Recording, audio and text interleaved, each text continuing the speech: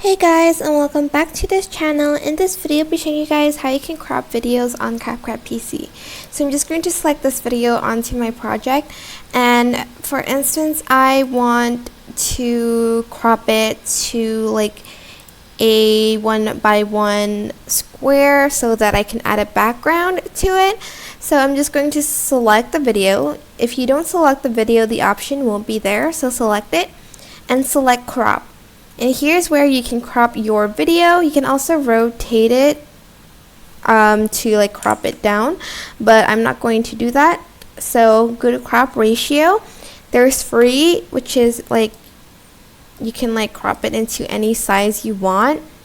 There's also like 1x1, which crops it into squares, so no matter like where you like click, it's going to still be a square. There's also 3x4, 4x3, 16x9, and 9x16.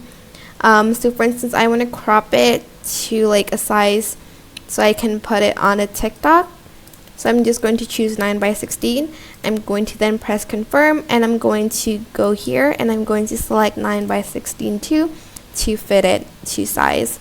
And that is basically it for this video. I hope it was helpful for you guys. Don't forget to like, comment, share, and also subscribe to this channel if you haven't done that already.